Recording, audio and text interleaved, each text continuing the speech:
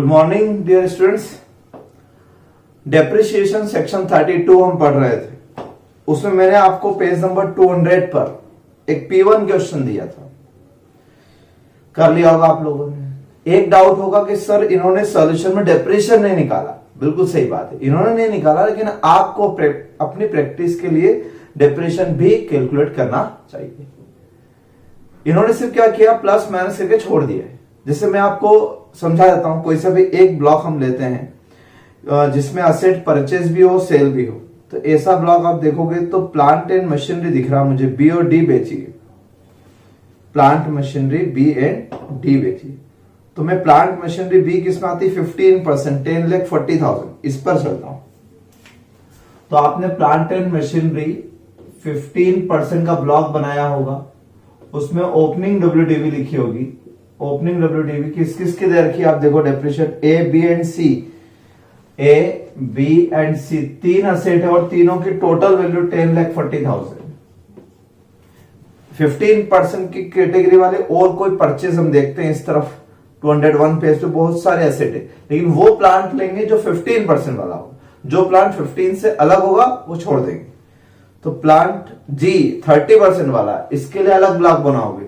यहां मैंने कहा था ब्लॉक असेट के नाम और परसेंट से चलते हैं, प्लांट मशीन और 15, ये कॉम्बिनेशन होना चाहिए। सारी प्लांट मशीन 15 वाली इस ब्लॉक में आएगी, 30% वाली दूसरे ब्लॉक में जाएगी। एच ये 15 वाली, ये ले लेते हैं। तो purchase during the year H plant है और परचेज की डेट दे रखी 11 मई 2019। मैंने कहा था अगर पुट टू यूज अलग से नहीं दिया तो सेम डेट पर माना करो। 15% प्लांट आपने एक्चुअली 18,000 रुपए में खरीदा। फिर फर्नीचर इसमें नहीं आएगा क्योंकि फर्नीचर का ब्लॉक अलग होता है। कार प्लांट मशीन कैटेगरी में आती है, कार भी यहीं पर आएगी। कार आपने खरीदी, कार का पुट टू यूज 7 जुलाई 19। Purchase date same put to use हम एज्यूम करेंगे 2,56,000, 2,56,000 रुपए की। क्लियर है। उसके बाद 15% में वो कुछ भी नहीं है। टोटल मिलाकर आपका जो भी होता है, और एक सेल की प्लांट एंड मशीनरी बी और डी। तो डी तो आप देखो, डी इधर आपने ओपनिंग WDV में डी और ई जो दिया था वो 40% वाला ब्लॉक था। तो डी वाला प्लांट तो 40% में आएगा, 15 में नहीं, उसका अलग। हमारे इसमें तो ए बी सी और एच और कार है, 5 असेट है। इन 5 असेट में से आपने सोल्ड बेच दी, ट्रांसफर ड्यूरिंग द ईयर। कौन सी बेच दी, बी वाली बेच दी। कितने में बेच दी, तो 25,10,900 में बेच दी। डेट ऑफ सेल क्या, डेट ऑफ सेल से कोई मतलब नहीं, इग्नोर, ड्यूरिंग द ईयर होना चाहिए बस। तो ड्यूरिंग द ईयर है। अब आप खुद देख के समझ जाओ कि यहां पर जब आप इसमें से माइनस करोगे तो नेगेटिव आ रहा है, और जब नेगेटिव आता है तो हम क्लोजिंग WDV जो बोलते हैं वो नील कहते हैं, यानी ब्लॉक 0 हो गया। कितना, 10,40,000 प्लस 18 प्लस 2.56, टोटल मिला के 13,40,000 माइनस 25,10,900। तो माइनस में आ रहा, तो ये माइनस वाला जो फिगर रहता है वो चला जाता है कहां, कैपिटल गेन में। मैंने कहा था तो ये कैपिटल गेन में चला गया, ये सेल्स कंसिडरेशन, ये कॉस्ट। तो डेप्रिसिएशन क्या आया, 0।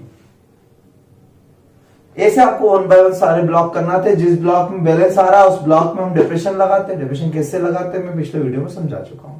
ऐसे इस क्वेश्चन को करना था, एक एक ब्लॉक वाइज। सेकंड, आगे चलते हैं, पेज नंबर 203 पर एक पैराग्राफ बचाने के लिए कहा था मैंने लास्ट में, depreciation in case of amalgamation, ये मैं समझाता हूं। फिर पेज नंबर 205 पर P1 दिया था, ये मैंने आपको उस वक्त भी समझाया था कैपिटल गेन वाले चैप्टर में भी। और यहां पर भी सेम इसी स्टाइल में इसको भी करो। जो एक जैसे परसेंट वाले बिल्डिंग है उसको जोड़ो, उसमें परचेज ऐड कर दो, ट्रांसफर लेस कर दो। अब इसकी लिस्ट में डेट ऑफ परचेज अलग है और date of put to use अलग है। तो ये जो 180 डेज आप काउंट करते हो परचेज से नहीं, पुट टू यूज से होते हैं। Put to use during the year होना चाहिए, ठीक है। तो acquired and put to use दोनों काम अगर इस साल हुए होंगे, एंड लेस देन 180 डेज होगा तो हाफ रेट से लगाओ। और अगर acquired last year but put to use इस ईयर में भी दिखेगा तो इस ईयर ब्लॉक में इंक्लूड करेंगे बट डेप्रिसिएशन पूरा लगाएंगे। ये मैं आपको सारी बात बता चुका हूं, बहुत इजी क्वेश्चन है। एक में ओपनिंग दिया है, एक में परचेज दिया और एक में ट्रांसफर दिया, सेम इसी स्टाइल में क्वेश्चन है, ये करना था आपको। फिर आते हैं पेज नंबर 207 पर P2। मेरे हिसाब से इसमें भी कोई डाउट नहीं होगा क्योंकि सब कुछ सिस्टमेटिक अरेंज है। अब आज हम दो चीज पढ़ते हैं, एक तो एडिशनल डेफिनेशन पढ़ा है मुझे और एक पीछे पेज पर मैंने आपसे कहा अमलगमेशन। तो पेज नंबर 203 पर आए पहले, 203 क्या लिखा हुआ? Depreciation in case of succession, amalgamation, business reorganisation और डीमर्जर। ये सारी बात है, यानी जब आपका बिजनेस कोई कंपनी में अमलगमेट हो जाए या आप अपनी कंपनी को डिमर्ज कर दे, डिमर्जर में समझते हो ना, एक कंपनी अपने एक डिवीजन अलग करके और उसका एक सेपरेट कंपनी बना देती है, तो कुछ एसेट उधर ट्रांसफर कर देती है। या बिजनेस रीऑर्गेनाइजेशन, मेरा बिजनेस किसी ने टेक ओवर कर लिया या किसी का बिजनेस मैंने टेक ओवर कर लिया, तो डिप्रेशन कैसे क्लेम करेंगे? तो उसके बारे में लिखा हुआ है, नीचे आपको पॉइंट दिए हैं। इन द फॉलोइंग केसेस आप पढ़ लेना। कन्वर्जन ऑफ फर्म और sole proprietorship concern into company. कई बार फर्म कंपनी बन जाती है या प्रोप्राइटरशिप कंपनी बन जाती है, तो उस फर्म की सारी एसेट कहां ट्रांसफर हो जाती है? कंपनी। यानी ये सारे ट्रांसफर वाले केस आप देखो। दूसरा, succession of business other than on death को छोड़ के बाकी केसेस में सक्सेशन होता है। Business of HUF taken over by member, परिवार का बिजनेस एक मेंबर ने लिया, फर्म का बिजनेस एक पार्टनर ने ले लिया, इस तरीके से। या कंपनी का अमलगमेशन हो जाए, डीमर्जर हो जाए, कन्वर्जन हो जाए प्राइवेट का पब्लिक कंपनी में या LLP में। ये सारे पॉइंट इस तरह के मीन्स ट्रांसफर का केस है। तो ट्रांसफर के केस में प्रॉब्लम ये है कि एक्स लिमिटेड का मर्जर वाई लिमिटेड में हो गई, ये कंपनी इसमें मर्ज हो गई, इसकी सारी असेट्स इधर चले गई। या मिस्टर एक्स ने अपना बिजनेस मिस्टर वाई को बेच दिया ड्यूरिंग द ईयर में। तो अब क्वेश्चन ये कि उस असेट्स पे डेप्रेशन कौन क्लेम करे, ये करे या वो करे? तो उसके लिए बड़ा अच्छा रूल दे रखा है यहां पे, बिल्कुल शॉर्टकट, आप समझना क्या लिखा है। पीछे पेज पर आए 204 पर पढ़े आप इसको, क्या लिखा है? नंबर 1 स्टेप लिखिए। Number 1, find out the amount of depreciation of previous year in which ownership of asset changes because of forced reasons on the assumption, अब यहां अंडरलाइन करें, on the assumption that succession, amalgamation, demerger has not taken place. यानी आप थोड़ी देर के लिए भूल जाइए कि अमलगमेशन हुआ, इस कंपनी का इसमें अमलगमेशन हुआ, भूल जाइए। और आप अमलगमेशन हुआ ही नहीं तो आप किसके एंड्स में डेप्रेशन निकालते? इसके एंड्स में, यानी जो ओरिजिनल ऑनर ट्रांसफरर बोल सकते हैं इसके एंड्स में। तो assume that there is no amalgamation, no takeover of business, no demerger, nothing, कुछ नहीं है, ऐसा मानो। अगर ऐसा मानेंगे तो फिर simple opening plus purchase minus sold WDV आएगी, उसके ऊपर हम डेप्रेशन लगाएंगे, तो डेप्रेशन निकाल लो आप, आ गया डेप्रेशन आपका। तो उस कंपनी ने क्या खरीदा क्या बेचा हमको कोई मतलब नहीं, हमें तो ये मानना है कि अमलगमेशन हुआ ही नहीं। जब अमलगमेशन हुआ नहीं तो मुझे क्या पता वो कौन सी कंपनी, मैं तो अपनी कंपनी की बात कर रहा हूं, मैं एक्स लिमिटेड की बात कर रहा हूं। तो एक्स लिमिटेड अपनी बुक्स में जो परचेज किया ड्यूरिंग द ईयर वो ऐड कर ले, जो सोल्ड किया वो माइनस कर दे, उसके बाद बैलेंस देख ले। अमलगमेशन वाली बात छोड़ दे, अमलगमेशन में जो ट्रांसफर किया वो इंक्लूड नहीं करना है, जो नॉर्मल सेल किया वो इंक्लूड करना है। अमलगमेशन में तो सारी एसेट बेच दी हमने, लेकिन अमलगमेशन इग्नोर करने के लिए बोला ना हमने। क्या मानना है? Assume that no amalgamation, clear लिखा, आप अंडरलाइन करो, नॉट टेकन प्लेस।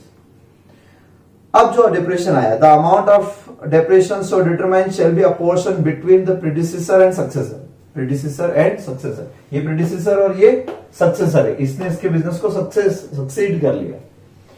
तो प्रेडिसेसर एंड सक्सेसर, अब अंडरलाइन करें, in the ratio of number of days for which the asset are used by them during the previous year. समझा? इतनी सी दो concept आप अपनी कॉपी में लिख के रख लेना। In case of amalgamation, demerger, takeover of business, depreciation would be claimed by predecessor and successor, means transferor and transferee in time ratio, means number of days assets used by predecessor and number of days assets used by successor.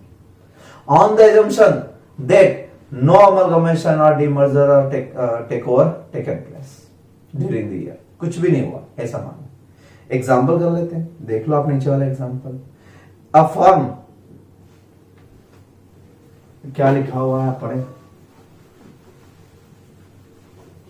A firm on plant A and plant B on 1 April. Firm के पास 2 asset थी, plant A and plant B opening में। Plant A and plant B 15%, depreciated value 30,000, 30,000 रुपए इसकी opening डब्ल्यूटीवी थी। It purchase plant सी, क्या purchase किया इन्होंने, प्लांट सी परचेज किया, और कब कर लिया, स्टार्टिंग में ही कर लिया 1 अप्रैल 19 को इसी ईयर, फॉर 20,000, 20,000 रुपए का। तो ड्यूरिंग द प्रीवियस ईयर 1920 इनका ओपनिंग बैलेंस ये था 1 अप्रैल 19 को, परचेज कर लिया इन्होंने 50,000 20,000 में एक और प्लांट। फिर क्या हुआ आगे देखते हैं। द फर्म इज कन्वर्टेड, और ब्रैकेट में लिखा हुआ it is not qualified for additional depression. Additional depression का भी मैंने बताया भी नहीं आपको। The firm converted into company with effect from June 26। कब कन्वर्ट हुई, जून 26 को कंपनी में कन्वर्ट हो गई ये फर्म। ये फर्म कंपनी में कन्वर्ट हो गई तो इसकी सारी एसेट कहां चले गई होगी, कंपनी के पास सारी asset. The amount of depreciation available to the firm and company will be determined as under. अब इसका सॉल्यूशन दिया, पर हम सॉल्यूशन ऐसे करते हैं। अब इसकी डेट 1 अप्रैल है तो भी लिखा, अगर इसकी डेट जून के बाद की होती तो भी लिखते। वैसे प्रैक्टिकली पॉसिबल नहीं, जब हमने बिजनेस ही उनको दे दिया तो जून के बाद हम क्यों असेट्स खरीदेंगे, बट फिर भी अगर हो तो आपको तो ये अज्यूम करना है कि हमें तो कंपनी के बारे में कुछ सोचना ही नहीं है, हम तो ये मान रहे हैं देयर इज नो अमलगमेशन, सोचना ही नहीं है। पास आ रही मेरी, तो भूल जाओ आप कंपनी ने कितने पैसे दिए, कंपनी ने क्या असेट ली नहीं ली, उससे आपको कोई मतलब नहीं। आपने क्या किया हो देखो, और 50,000 आया, 50,000 पे अगर आप डेप्रिशिएशन लगाते तो कैसे लगाते अंडर सेक्शन 32 डेप्रिशिएशन, तो आप ऐसे लगाते कि अगर ये 180 दिन से कम होती तो इस पर आधा लगाते, बाकी सब पर फुल रेट्स। लेकिन ये तो 180 दिन से ज्यादा दिख रही है ना, तो पूरे पे हम कितना लगा देंगे, पूरे रेट से 15% से 7,000।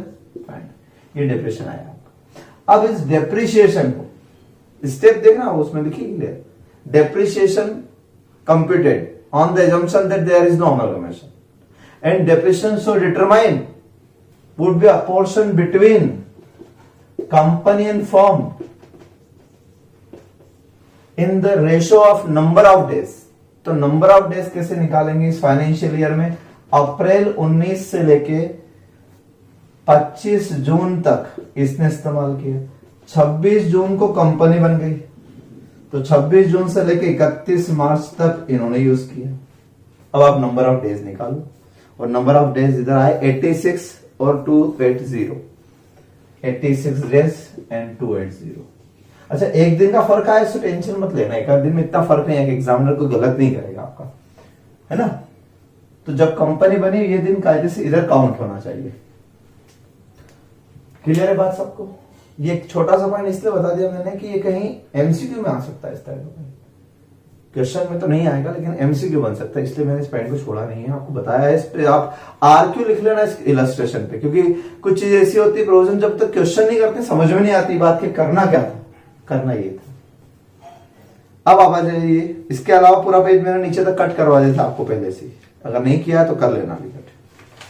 फिर आते हम एडिशनल डिप्रेशन 208, बड़ा शानदार point, additional depreciation 208 page number. Additional का मतलब जितना नॉर्मल मिलता है वो तो मिलेगा आपको, एडिशनल और डेप्रिसिएशन आप क्लेम कर सकते हैं। और डेप्रिसिएशन कितनी बढ़िया चीज है कि कैश खर्च नहीं होता है, कैश आउटफ्लो नहीं होता है, नॉन कैश एक्सपेंडिचर है, नॉन कैश डिडक्शन है, यानी बिना पैसा खर्च किया आप अपना टैक्स कम कर सकते हो ना, तो कितनी बढ़िया प्लानिंग है। तो डेप्रिसिएशन का क्लेम तो कोई भी नहीं छोड़ेगा। कितना, तो सब्जेक्ट टू कंडीशन, कंडीशन 3 दी हुई आपको दिख रही होगी। Assessee must be engaged in manufacturing and production of any article things, तो मैन्युफैक्चरिंग प्रोडक्शन वर्ड पर डला, उन्हीं लोगों के लिए जो प्रोडक्शन करते हैं, जो मैन्युफैक्चरिंग करते हैं। आप और हम जो सर्विस इंडस्ट्री चलाते हैं उनके लिए नहीं, एक बात। वरना प्लांट मशीन एसी तो हमारे यहां भी लगा रहता है, लेकिन नहीं, मैन्युफैक्चरिंग होना चाहिए। और generation, transmission, distribution of power, power word पर अंडरलाइन करना है। जो पावर इंडस्ट्री, पावर यूनिट से जो पावर जनरेट करती है, ट्रांसमिशन करती है या डिस्ट्रीब्यूट करती है, यानी बनाने वाले पे आ गए, डिस्ट्रीब्यूट करने में भी आ गए, इन दो लोगों के लिए एडिशनल इक्वेशन है। Clear? Number 2, new plant machinery should be acquired. New, अब अंडरलाइन करना, न्यू, डेट तो कट कर देना, डेट तो बहुत पुरानी 2005 की, बट न्यू होना चाहिए। न्यू मीन्स अभी आपने परचेस की हो। और न्यू कब कहते हो आप? 2 साल पुराने को न्यू कहते हो कि इस साल खरीदी हुई को? तो डेफिनेटली न्यू असेट्स तो यहां मिलेगी ना, तो इसको न्यू कहूंगा कि इनको न्यू कहूंगा? तो न्यू वो होती है जो ड्यूरिंग ईयर में परचेस की होती, तो न्यू होना चाहिए। तीसरा, it should be an eligible plant and machinery. अब एक और वर्ड पढ़ना है, eligible plant and machinery. Eligible तो कौन कौन सी प्लांट मशीन एलिजिबल होगी for additional depreciation? It means all plant and machineries are not eligible for additional depreciation, only following. तो नीचे आप देखो, आप 3rd नंबर पॉइंट पर आए, बाकी 2 पॉइंट कट कर दो, ऊपर अपने कंडीशन में समझ में आ गए। एलिजिबल प्लांट मशीन अंडरलाइन करें, any plant machine which has been acquired and install after 31 March 5 by assessee is qualified for additional depreciation. 2005 के बाद की, तो डेट यहां पे भी काम की नहीं है। मतलब जो भी नई मशीनरी आप एक्वायर एंड इंस्टॉल करते हो, प्लांट मशीन, बार बार मैं बात प्लांट मशीन कर रहा हूं, furniture, building is not available, not eligible for additional depreciation. लेकिन कितनी अच्छी बात है वो, पहले पैराग्राफ में क्या लिखा है इन्होंने? एनी पे सर्कल बनाना, एनी प्लांट मशीन सब ले लो। तो एनी में आप लिस्ट बना सकते हो क्या कि सर ये प्लांट मशीन होती है, कितने तरह की प्लांट मशीन होती है। और बात मैन्युफैक्चरिंग की कर रहे हैं, जो मैन्युफैक्चरिंग फैक्ट्री में काम आती है उस प्लांट मशीन की बात कर रहा हूं मैं, ऑफिस वाले नहीं। तो लिस्ट कैसे होना है? इसलिए उन्होंने क्या किया, अगली लाइन में लिखा, however the following assets are not eligible for additional depreciation.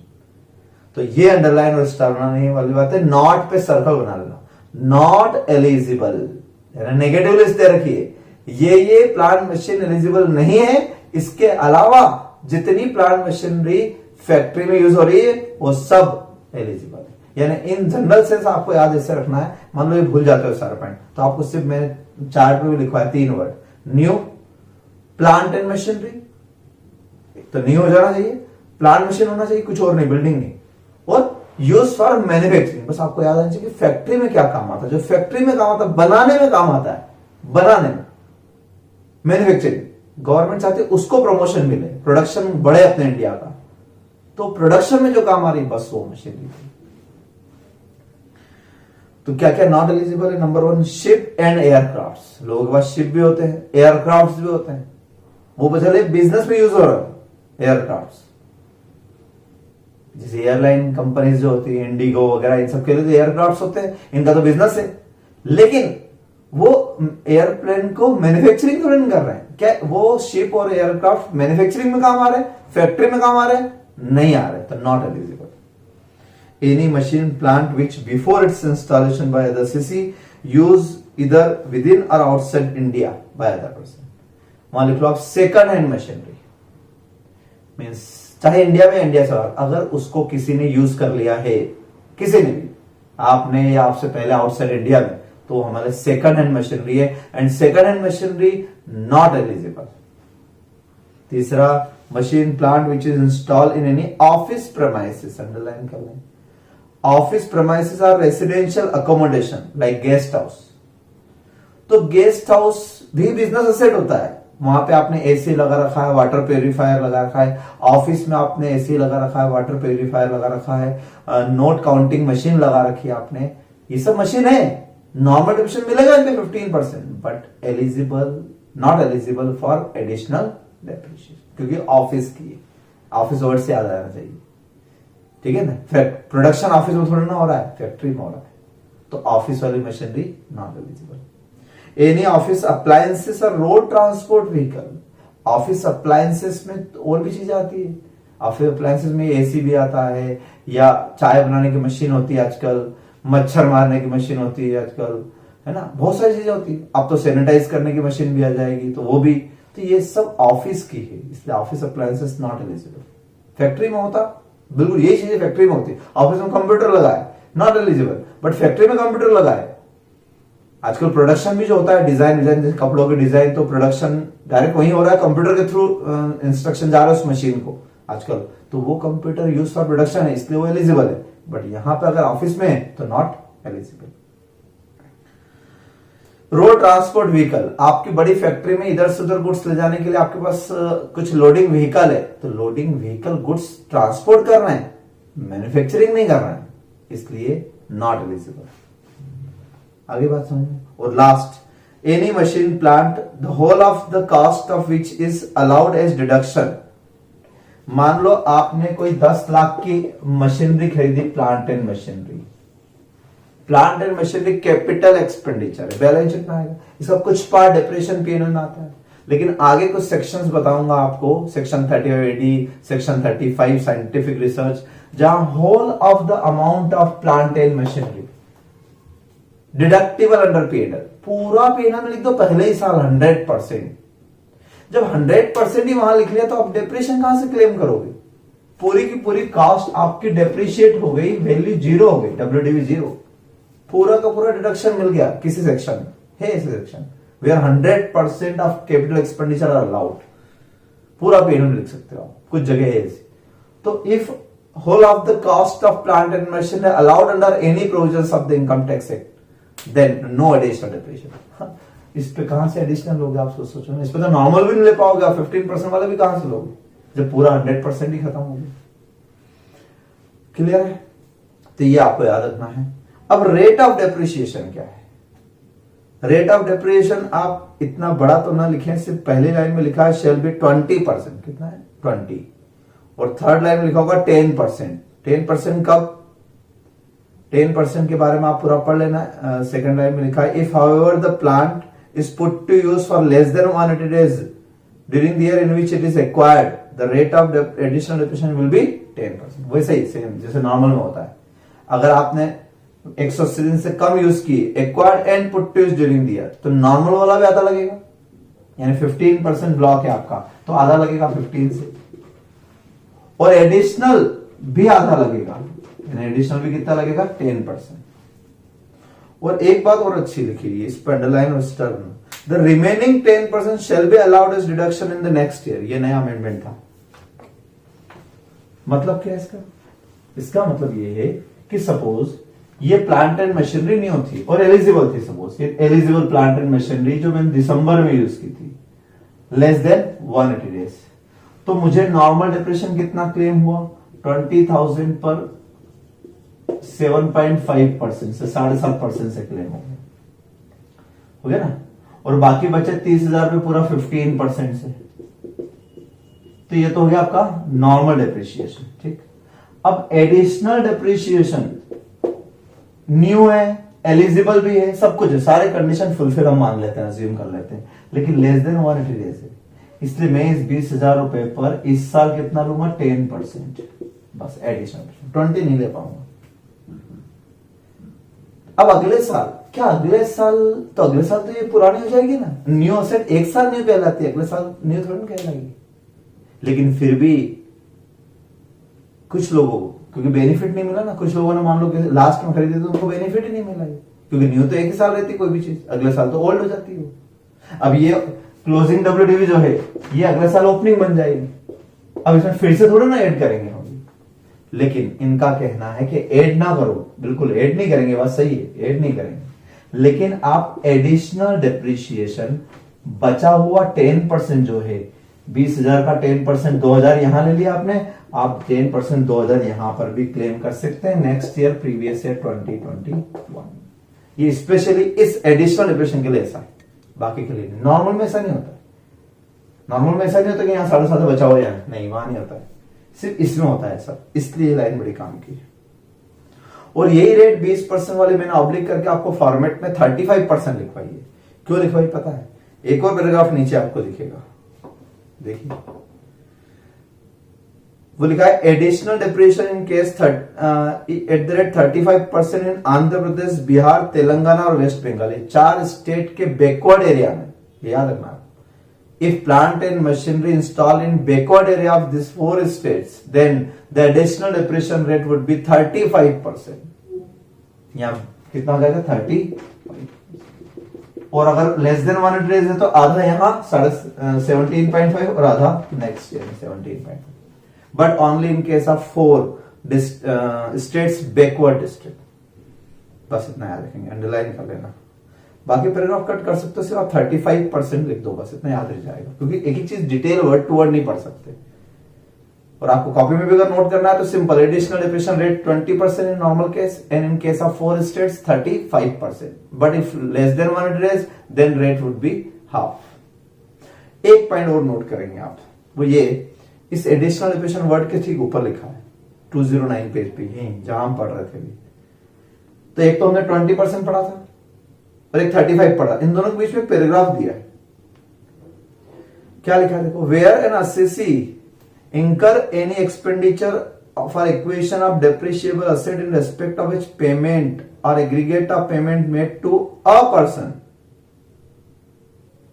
in a day, a word पर अंडरलाइन करें, एक दिन में एक व्यक्ति को otherwise than account pay check draft or use of electronic clearing system through a bank or through prescribed electronic mode exists 10,000, such payment shall not be eligible for additional depreciation.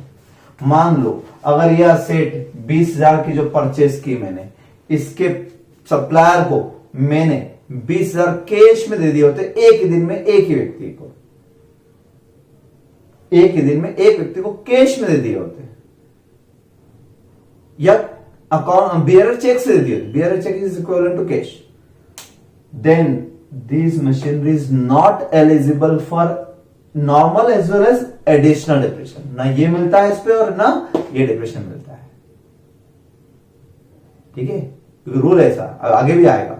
10,000 से ज्यादा का पेमेंट अगर आपको करना है तो account पे check से करो या नेट बैंकिंग से करो, इलेक्ट्रॉनिक मोड से करो, कहीं भी पेटीएम भी हो गया आजकल तो बहुत सारा होगा, इसलिए इलेक्ट्रॉनिक मोड से, बैंकिंग चैनल के थ्रू करो तो एलिजिबल होंगे वो एडिशनल डिप्रेशन के लिए, otherwise not eligible for additional depreciation. ये भी एक शर्त है। If payment exceeding 10,000 in a day to a person, एक व्यक्ति को एक दिन में, तो बचाने के लिए क्या करता है अपने क्लाइंट को, मैं बोलता कि काम करो 20 की मशीन खरीद ली, कोई बात नहीं, बिल एक ही बनवा लो 20,000 का, लेकिन पेमेंट आप ऐसा करो 8,000 एक दिन कर दो, 8,000 एक दिन कर दो, 8,000 एक दिन कर दो, इस तरीके से मतलब टुकड़ों में कर दो, ठीक है ना। 8,000 एक दिन कर दिया, 8,000 एक दिन कर दिया, अगले दिन 16 हो गए, 4,000 एक दिन कर दिया, तो अलग अलग दिन कर दो, क्योंकि यहाँ लॉ की लूपहोल क्या है, एक दिन में नहीं कर सकते, तो ठीक है 2 दिन में तो कर सकता हूँ, 4 दिन में तो कर सकता हूँ, टुकड़ों में दे दिया मैंने, तो बचाने का यह रास्ता है। तो ये प्लानिंग वाला पॉइंट है, मैं आगे बताऊंगा क्योंकि ये डिटेल रूल आगे आएगा। अभी 10,000 वाला बहुत बढ़िया रूल है, बहुत शानदार रूल, बट अभी आप इतना समझे, ठीक, जब आगे उसको पढ़ लेंगे तो ये और क्लियर हो जाएगा। कुल मिलाकर मैं बोलना चाहता हूं, अगर 10,000 से ज्यादा होगा तो डेफिनेटली डिडक्शंस। और ये बात यहां नहीं, मैंने आपको याद करो चैरिटेबल ट्रस्ट में बताई थी सेक्शन 11 में, कि कहीं भी अगर आपने अकाउंट पे चेक से पेमेंट नहीं किया है, कैश में कर दिया है, तो वो सारे डिडक्शन जो जो आपको कहीं भी मिलते हैं वो सब नहीं मिलते हैं। क्लियर। और अब हम करते हैं प्रैक्टिकल क्वेश्चन P1, बहुत शानदार है, RQ लिखो, इसके बिना आपको ये बात समझ में नहीं आएगी। Question number 6P1 page number 209 पर, X limited is engage in the business of manufacturing of computer hardware in Rajasthan. Manufacturing word ध्यान रखना, manufacturing. During the previous year 1920 the following assets acquired and put to use. 3 block दिए हुए हैं, 3 block में first है 15%, 30%, 40%। तो block number 1, block number 2, block number 3 15%, 30% and 40%। मैंने कहा था ब्लॉक कंसेप्ट में परसेंट वाइज ब्लॉक बनते हैं, इसका इसमें इंक्लूड नहीं करते। 15% का अलग, 30 का अलग, 40 का अलग। फिर रेट ऑफ डेप्रिसिएशन के बाद नंबर ऑफ असेट्स दे रखी है, नंबर ऑफ असेट्स। तो जो इजी पॉइंट है मैंने लिख दी, इसमें कुछ खास समझाने लायक नहीं, तो गिवन है। ये इतनी सारी असेट इसलिए दी ताकि आप ये समझ जाएं कि ब्लॉक में बहुत सारे असेट है, एक दो बिक भी जाएगी तो कोई टेंशन वाली बात नहीं, ब्लॉक खाली नहीं होगा। क्योंकि ब्लॉक अगर एम्प्टी हो जाता है, ऑल असेट सोल्ड, तो फिर डिप्रेशन लगता ही नहीं, फिर तो हम कैपिटल गेन में चले जाते हैं। इसलिए उन्होंने इतनी सारे असेट बता दिया आपको। फिर क्या दिया हुआ है, डेप्रिशिएटेड वैल्यू, ओपनिंग डब्ल्यूडीवी आप सब लिखना जानते हो। फिर क्या लिखा, additions to plant, new plant, और एलिजिबल कैसे मांग लिए मैंने, तो नंबर 1 मैन्युफैक्चरिंग लिखा था ऊपर, यहां लिखा न्यू, और कहीं क्वेश्चन में नीचे पढ़ते हैं क्या लिखा है, plant A B C are acquired during May 2019 means during the year acquired and put to use in September 19. However, plant B is put to use in the last week of March. तो ये जो है ये मार्च में install हुआ, मार्च 20 में, बाकी ये दोनों सितंबर 19 में इंस्टॉल हो चुके थे। कोई सी भी डेट, 1 तारीख या 30 तारीख, सितंबर में अगर इंस्टॉल हो जाता है आखिरी दिन भी तो भी वो 180 डेज से ज्यादा हो जाता है, use for more than 180 days. और 1 अक्टूबर के बाद अगर होते हैं तो आपने देखा होगा 180 दिन से कम होते हैं। फिर क्या लिखा है, find out the amount of depreciation and additional, इसका मतलब ये एलिजिबल मानोगे। तो जहां जहां क्वेश्चन में मैन्युफैक्चरिंग वर्ड अगर आ जाए और प्लांट मशीन नहीं आ जाए तो वहां एलिजिबल अज्यूम कर ही लेना। फिर लिखा है sold sale of old plant, 1 plant in each block, हर एक में से एक एक असेट बेच दी इन्होंने। 11 थी, एक ही आई, 12 हो गई थी, 12 में से एक बेच दी इन्होंने। तो जो बेच दिया हम लेस कर देते हैं transfer during the year, transfer during the previous year, इसी साल में जो ट्रांसफर की वो माइनस करते हैं। एक ट्रांसफर की इन्होंने, इसमें 8 लाख रुपए की माइनस की, दूसरे में कितने की बेची इन्होंने, 28,70,000। बहुत बढ़िया एग्जांपल ड्राफ्ट की, आप ध्यान से समझना है इसको।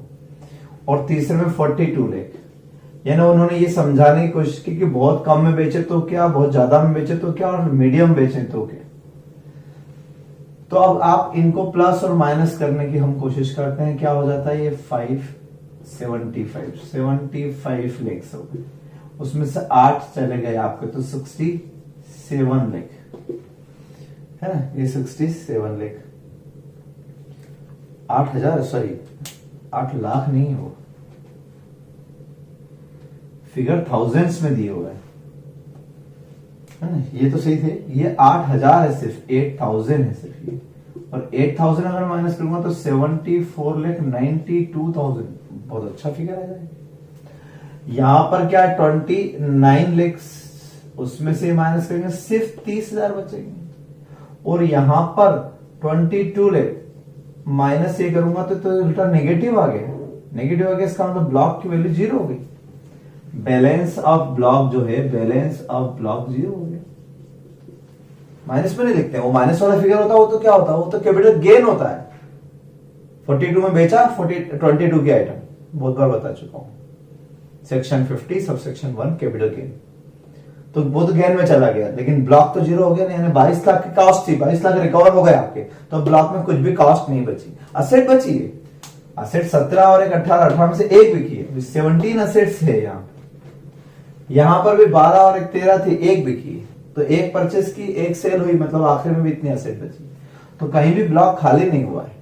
अब अपना क्या रूल है कि balance positive and at least 1 asset then provide normal depreciation. तो पहले नॉर्मल की बात करते हैं, है ना। नॉर्मल डेप्रिसिएशन कितना हो जाएगा इस पे, नॉर्मल डेप्रिसिएशन आ जाएगा अंडर सेक्शन 32 में, तो पहले हम क्या रूल है, लेस देन 180 डेज अगर एक्वायर्ड एंड पुट दोनों इसी साल होना चाहिए, तो ये तीनों असेट जो हुई है ये सारे acquired and put to use इसी साल हुई है, acquired and put to use during the year वाली है, इसी साल वाली है असेट्स सब acquired and put to use.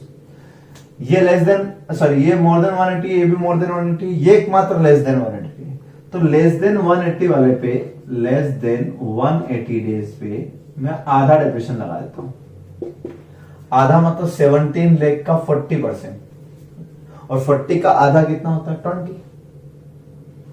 लेकिन मैंने आपको एक बात और बताई थी और बात फिर से रिपीट हो रही है कि बैलेंस होगा तो डेप्रिसिएशन लगाओगे ना, normal depreciation provide on balance of block, and if balance of block 0 then no depreciation. तो इस एग्जांपल में इतना अच्छा ड्राफ्ट किया है कि 0 हो तो कितना, कुछ भी डेप्रिसिएशन नहीं, नील, थोड़ा कम हो तो कितना, और बहुत ज्यादा हो बैलेंस तो कितना, तो भाई 17 लाख पे लगता, अगर यहां बैलेंस होता तो बराबर में 17 लाख पे लगाता, कितने लगाता, आधे रेट से 40 की जगह, सॉरी मैंने डेट शायद गलत लिखी है, बी प्लांट, एक मिनट हम इसको चेंज करते हैं। इन्होंने लिखा हुआ है B plant is put to use in last week, तो मार्च 20 में ये वाला ब्लॉक, सितंबर 19 ये वाला सितंबर में, तो यहां पर तो अब यहां तो वैसे भी डिप्रेशन क्या हो जाएगा, नहीं। यहां की बात आता हूं, यहां आता हूं मैं, ये तो मोर देन मॉनिटरी एज है, ये है लेस देन मॉनिटरी एज, तो क्या इस 4 लाख पर आधा डिप्रेशन लगाएं, आधा मतलब 35 के 15 बिल्कुल लगाएं। लेकिन जब बैलेंस 4 लाख बचा ही नहीं मेरा, 30,000 ही बचा, तो मैं 30 पे लगा पाऊंगा ना डिप्रेशन। तो 30,000 रुपए पर 30,000 पर 30% से और हाफ रेट से डिप्रेशन लगाएंगे 15 यानी 4,500। फिर समझ लेना मेरी बात को, क्या बोला मैंने, नॉर्मल डिप्रेशन ऑलवेज इस पर प्रोवाइड होता है, इसी के दो हिस्से करना सिखाया मैं, पिछले वीडियो आप देख लेना। अगर ये 4,30,000 होता तो मैं 4 लाख पे लगाता 15% से, मीन हाफ रेट से, और बाकी बचे हुए पे मैं लगाता फुल रेट से, लेकिन बाकी कुछ बच ही नहीं रहा। तो यहां इस बैलेंस से ज्यादा पे नहीं लगा पाओगे, ये बैलेंस 0 है तो कुछ नहीं लगाया, ये बैलेंस 30 है तो 30 पे लगाया। क्या इनमें कोई लेस देन मॉनिटरी डेज वाली है, नहीं है, तो ये भी नहीं लगाएंगे। अब आते हैं मोर देन मॉनिटरी डेज, 180 दिन से ज्यादा वाली है ना, अदर कंडीशन वाली। अदर केस में क्या है, अदर केस में तो फुल रेट से, फुल रेट से मतलब यहां पर आप लगा दो 15% से, तो यहां पर मैं लगा देता हूं 15% से, कितना हो जाएगा 74,92,000 का 15%,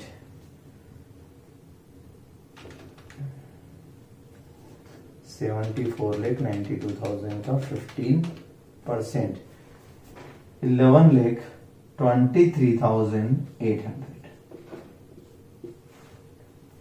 यहां पर कितना हो जाएगा, तो यहां पर 30,000 पे लग तो गया, अब बचा ही नहीं कुछ, तो कहां से लगाएंगे। मैं फिर बोल रहा हूं 4,30,000 होते तो 4 लाख पे मैं ये वाला लगा देता, बचे हुए पे ये लगा देता, है ही नहीं, बचा ही नहीं कुछ। यहां तो बैलेंस ही 0 है तो डिप्रेशन भी 0। तो नॉर्मल डिप्रेशन के कंसेप्ट आपका क्लियर होना चाहिए कि यहाँ बैलेंस होता है तो ही डिप्रेशन लगता है, जितना होता है उतने भी लगता है, उससे ज्यादा पे नहीं लगता है। अब ये सब लेस करने के बाद हम देखते हैं कितना आ रहा है, तो 74,92,000 माइनस 11,23,800, 63,68,200। यहां पर माइनस करने के बाद 25,500 यहां पर नहीं बच रहा है, ये बैलेंस आपका बच रहा है। नॉर्मल क्वेश्चन होता तो बस ये आपकी क्लोजिंग WDV हो गई, आपकी क्वेश्चन खत्म हो जाता। लेकिन अब आते हैं एडिशनल डेप्रिसिएशन पर, तो एडिशनल डेप्रिसिएशन लगाता हूं मैं, less additional depreciation on eligible plant and machinery at the rate 20%, rate 20 लेंगे, और अगर लेस देन मॉनिटरी डेज होगा तो 10 लेंगे। लेकिन अगर 4 स्टेट हुई बैकवर्ड स्टेट, ये कहां का क्वेश्चन था, ये था राजस्थान का, राजस्थान बैकवर्ड स्टेट में नहीं आता, तो ये भी ध्यान रखना 35% भी हो सकता है। अब यहां जरा ध्यान से सुन लेना, जिसके लिए मैंने क्वेश्चन करवाया इतना बड़े। मैंने क्या बताया, normal depression provide if balance is positive, अगर ये पॉजिटिव होगा तो लगेगा, और जितना होगा उतने पे लगेगा, नहीं है तो नहीं लगा।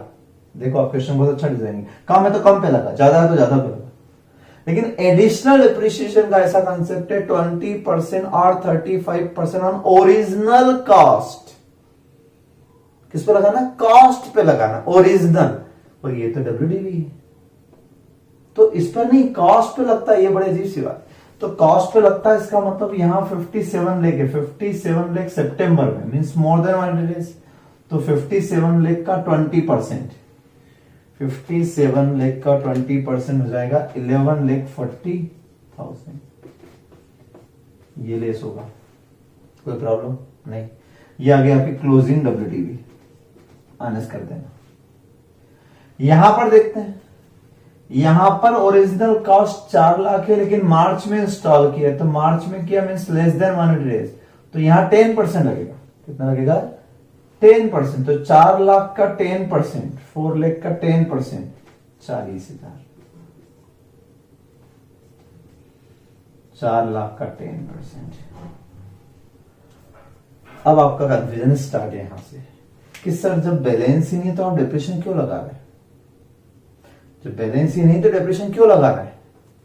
और यहां नील है, नॉर्मल तो नहीं लगा क्योंकि नील था, लेकिन एडिशनल की यही तो खास बात है कि यहां पर WDV से मतलब नहीं, ओरिजिनल कॉस्ट लॉ में ये लिखा हुआ है। तो 17 लाख रुपए पर सितंबर के हिसाब से पूरा 20% यानी 3,40,000। बैलेंस नील आएगा, ये बात सही है। यहां भी बैलेंस नील लिखूंगा, यानी ब्लॉक की वैल्यू 0 हो गई।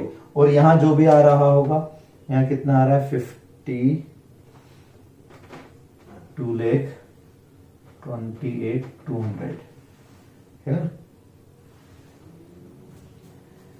तो ये खास बात है। यहां देखो क्वेश्चन कितना अच्छा ड्राफ्ट करा है। यहां बैलेंस आ रहा है तो माइनस करो, कोई मना नहीं, बैलेंस कम। लेकिन यहां पर बैलेंस कम होने के बावजूद भी डिप्रेशन क्लेम होता है, और नील हो तब भी होता है। यानी एडिशनल डिप्रेशन में और नॉर्मल में फर्क हुआ।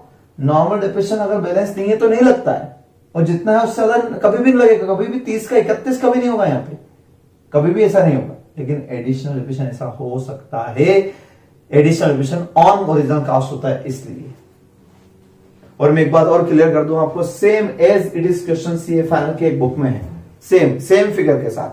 और वहां उन्होंने यहां पर डिप्रेशन सिर्फ 25,500 तक ही लिमिट कर दिया, और यहां नील।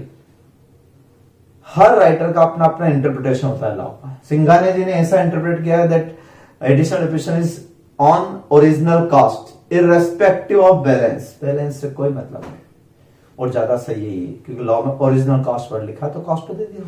वहां कहा लिखा ब्लॉक कंसेप्ट, वहां नहीं लिखा। यानी आपने अगर न्यू असेट्स खरीदी है तो आप पूरा डिप्रेशन एडिशनल ले लो, आपका ब्लॉक आ रहा है, 0 आ रहा है, क्या आ रहा है, उससे कोई मतलब नहीं। तो आप भी ये बात लिख ले कि additional depreciation is available even if balance of block is nil. ये खास इसी एक पॉइंट के लिए मैंने क्वेश्चन करवाया आपको। अब सॉल्यूशन में आपको इसके नीचे कैपिटल गेन भी निकाल के दिया है, कट कर देना उसको, कोई जरूरत नहीं कैपिटल गेन, बस इतना। ये है आपका एडिशनल डिप्रिशिएशन। फिर नीचे वाला पेज है ना 210 पेज, बचा हुआ पार्ट जो है वो कट कर दें पूरा। 211 पेज नंबर पर आते हैं 211, unabsorbed depreciation. Set of losses chapter पढ़ लिया हमने, अच्छी बात है, वरना जनरली पहले मैं बिजनेस सेट पढ़ाता हूं फिर सेट ऑफ, इस बार उल्टा हुआ है। तो आपको याद होगा सेट ऑफ लॉसेस में आखिरी पॉइंट आप पेज खोल के देख लेना नोट्स के, कि अनएब्जॉर्ब्ड डेप्रिशिएशन वर्ड मैंने बताया था। Unabsorbed depreciation means depreciation which can not be set off against business profit, जो बिजनेस प्रॉफिट में से सेट ऑफ नहीं हो पाया, क्योंकि बिजनेस में पीएनएल अकाउंट में लिखते हैं। अब पीएनएल में इतना प्रॉफिट ही नहीं है, वहां लिख दूंगा तो वहां डिप्रेशन एब्जॉर्ब नहीं कर पा रहा है, इतना प्रॉफिट ही नहीं है, इनएडिक्वेट प्रॉफिट है। Profit can not absorb depreciation expenses, तो फिर आपका डिप्रेशन अनएब्जॉर्ब रह गया। तो चलिए आप किसी और हेड से कर सकते हैं, तो हमने पढ़ा है वहां, वही बात यहां रिपीट है। Depreciation allowance of the previous year is first deductible from income chargeable under PGBP. तो पहले तो आप किसमें से करोगे, बिजनेस हेड में से, ठीक, क्योंकि बिजनेस का होता है। नहीं हो पाए तो दूसरा, depreciation allowance is not fully deductible under business head because of inadequacy और एब्सेंस ऑफ प्रॉफिट। प्रॉफिट कम है या नहीं है, उसलिए आप पीएनएल में से नहीं कर पाए, तो it is deductible from income chargeable under other heads except salary,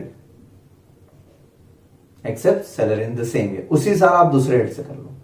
उस साल दूसरे हेड की इनकम से भी नहीं कर पाए तो क्या आगे साल ले जाए, तो क्या लिखा तीसरा, if depreciation loss is still unabsorbed, अभी भी नहीं हो पाया, तो it can be carry forward to subsequent assessment years.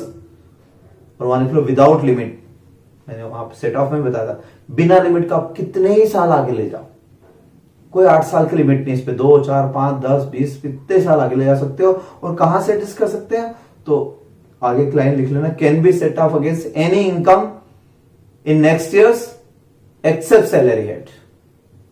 Salary head पे छोड़ के कहीं से भी कर लेना। और ये बात नीचे लिखी हुई भी है पॉइंट नंबर 1 में, पॉइंट नंबर 2 में, और तीसरे पॉइंट में ये भी लिखा हुआ है, सेकंड पॉइंट में एक और लिखा है ऑर्डर। ये भी मैंने वहां सेल ऑफ में बताया कि अगर मान लो एक ही क्वेश्चन में सब आ जाए, करंट ईयर का डेप्रिशिएशन भी आ जाए, पिछले साल का भी आ जाए, बिजनेस लॉस भी आ जाए, तो क्या करें। तो हमें बिजनेस नेट प्रॉफिट जो आता है, net profit before depreciation, before depreciation, उसमें पहले आप करंट ईयर डेप्रिशिएशन लेस करो, सबसे पहला काम। Current year depreciation, current year scientific research, current year family planning, 3 बात साथ में लिखी थी, आप पेज पलटा के देखना जरूर। दूसरा लिखा brought forward business loss, same मैंने बताया था, अगर आप कुछ बचता है तो brought forward business loss minus करो, बिजनेस के लॉस, क्योंकि ये 8 साल तक ही सेटअप होंगे, उसके बाद नहीं। अनएब्जॉर्ब तो कभी भी कर लेना, तो अनएब्जॉर्ब को बाद में नंबर दो, unabsorbed depreciation, unabsorbed capital expenditure on scientific research and family planning.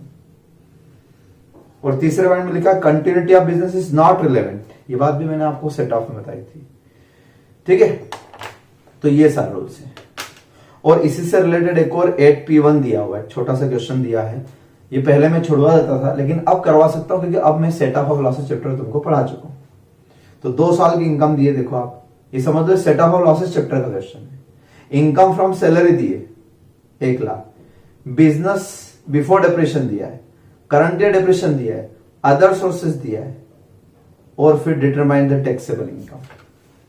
तो आप बताइए पहले आप क्या लेस करेंगे इस कंडीशन में, आप पहले क्या लेस करेंगे अगर हम इस क्वेश्चन को कंप्लीट करते हैं पूरा टोटल इनकम का। तो जितने भी हेड होते हैं सारे लिखते थे, याद करो। यानी इसमें मैं क्या लिखूंगा, 19-20 में, 19-20 में सैलरी इनकम लिख दूंगा 1 लाख रुपए।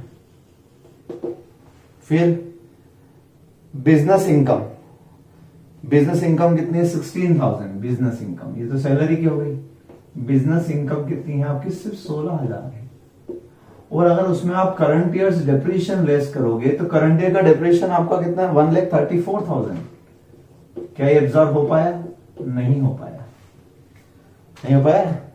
कितना हो पाया, 16 माइनस 134, 1,18,000 बच गए। क्या ये अनएब्जॉर्ब डेप्रिसिएशन जो बिजनेस हेड से किया मैंने, क्या वो दूसरे हेड से कर सकता हूं, कर सकता हूं, एक्सेप्ट सैलरी, सैलरी से नहीं कर सकता मैं उसको, ठीक है। तो यहां पर हम या तो नोट लिख देंगे, can not set of from salary. फिर क्या अदर सोर्सेस की इनकम है हमारे पास, कितनी अदर सोर्स की इनकम, 10,000 रुपए है। क्या मैं इससे सेट ऑफ कर सकता हूं, तो यस कर सकता हूं। अनएब्जॉर्ब डेप्रिसिएशन 1,18,000 में इससे एडजस्ट करता हूं। लेकिन क्या पूरा हो पाया, नहीं हो पाया। कितने बच गए, 1,08,000। क्या ये बाहर लिख पाऊंगा, बाहर लिख दूंगा तो इससे सेट ऑफ हो जाएंगे, तो बाहर नहीं लिख सकता, तो मैं क्या लिख दूंगा, carry forward to next year. ये इस साल का कंपटीशन हो गया आपका। नेक्स्ट ईयर चलते हैं 2021 पर। अगेन सैलरी की इनकम है 2 लाख रुपए, अगेन बिजनेस इनकम है 18,000, 18,000। अगेन डेप्रिसिएशन करंट ईयर का 132 और अदर सोर्सेस 80। फिर रूल वही है, क्या रूल है अपना, कि पहले आप 18,000 में से करंट ईयर डिप्रेशन लेस करो, ये नहीं, ये तो ब्रॉड फॉरवर्ड हो जाएगा। करंट ईयर का कितना है, 132, 132। अब करंट ईयर का ही पूरा नहीं हो पाया, 132 माइनस 18, तो करंट ईयर का कितना हो गया आपका, 114, ठीक है ना, 114। करंट ईयर का ही लॉस आ रहा है। क्या इसको सैलरी से कर सकता हूं, तो नहीं कर सकता हूं। अदर सोर्सेस की इनकम, अदर सोर्सेस में इस बार कितनी इनकम है, इस बार 80,000, 80,000। तो 80,000 रुपए में से मैं पहले करंट ईयर का डेप्रिसिएशन लेस कर देता हूं, माइनस 80,000 माइनस 114, 34 बचे। 34 क्या मैं दूसरे हेड से कर पाऊंगा, तो सैलरी के अलावा कुछ होता तो करता, ठीक है। इसको सैलरी के अलावा इससे कर सकता था मैं, बाकी बचा कैरी फॉरवर्ड टू नेक्स्ट। यानी ये भी कैरी फॉरवर्ड हो गया, ये भी कैरी फॉरवर्ड हो गया, कुछ भी नहीं बचा आपके पास, बस 2 लाख रुपए ये टैक्सेबल, ठीक है। अब अगर मान लो या कुछ प्लस में बचता, मान लो करंट ईयर डिप्रेशन लेस करने के बाद करंट ईयर के, तो क्या मैं ये वाला कर सकता था, यस कर सकता था। तो सीक्वेंस याद रखना, पहले करंट ईयर डिप्रेशन होगा, फिर ब्रॉड फॉरवर्ड बिजनेस लॉस अगर होता है, या बिजनेस लॉस ब्रॉड फॉरवर्ड, इसको मैं बिजनेस लॉस थोड़ा नहीं बोलूंगा, ये तो डिप्रेशन है। यहां लॉस होता, ये लॉस होता तो मैं इसको कैरी फॉरवर्ड कर लेता, लेकिन यहां ये तो प्रॉफिट था, ये तो अनएब्जॉर्ब डिप्रेशन कहलाता है ना, जो हमने यहां एडजस्ट कर लिया और यहां के बाद कैरी फॉरवर्ड कर दिया नेक्स्ट ईयर। तो यार टोटल कैरी फॉरवर्ड कितना हो गया, 34 तो करंट ईयर का और 108 प्रीवियस ईयर का, ये ब्रॉड फॉरवर्ड 8, टोटल मिलाकर 142, ये carry forward to next year, ऐसा लिख के हम आगे बढ़ जाते हैं। बात समझ में आ रही है मेरी, क्या बोलना चाहता हूं मैं आपको। हमेशा पहले क्या करेंगे, हम हेडवाइज करते थे set of question, salary, house property वगैरह। फिर बिजनेस इनकम में पहले करंट ईयर डिप्रेशन लेस करना है। अब ये लेस करने के बाद ही लॉस हो गया, तो ये लॉस बाहर लिखते समय सोचना, सैलरी से नहीं लिख पाएंगे, किसी और से लिख पाएंगे। यस, हाउस प्रॉपर्टी होता है उसमें से माइनस कर देता, अदर सोर्स होता है उसमें से माइनस किया मैंने, बच गया। बचने के बाद कहीं और से कर सकता हूं, है ही नहीं इनकम, तो कैरी फॉरवर्ड। ये साल तो बहुत क्लियर होगा। नेक्स्ट ईयर में फिर बोल रहा हूं 2 लाख सैलरी है, 18 में से पहले करंट ईयर डिप्रेशन 132, फिर ब्रॉड फॉरवर्ड, लेकिन बचा कहां, बचता तो ब्रॉड फॉरवर्ड करता ना, यही कैरी फॉरवर्ड करना पड़ गया मुझे। तो क्या ये दूसरे हेड से कर सकता हूं? यस कर सकता हूं, तो मैंने दूसरे हेड से कर लिया करंट ईयर का। पहले करंट ईयर का करूंगा ना मैं, फिर ब्रॉड फॉरवर्ड करूंगा। अब यहाँ कुछ बचा ही नहीं, तो ब्रॉड फॉरवर्ड कुछ है ही नहीं, तो इसलिए दोनों कैरी फॉरवर्ड हो गए नेक्स्ट ईयर। एक और साल का क्वेश्चन होता तो अब अगले साल में कितने माइनस कर सकता था, 142। तो ये क्वेश्चन भी मैंने करवा दिया आपको। इसके बाद वाला इलस्ट्रेशन आप कर लेना, P2 बहुत छोटा सा क्वेश्चन है, ये वाला कर लेना आपका, ठीक है। यहां तक आपका अब जाके डेप्रेशन का पार्ट खत्म होता है। हालांकि डिप्रेशन से कनेक्टेड एक और सेक्शन बची है, वो मैं बाद में बताता हूं। ये हुआ, इतना रिवाइज करें आप, बहुत आईएमपी पार्ट है डिप्रेशन, इसलिए पूरा रिवीजन होना चाहिए। Thank you so much.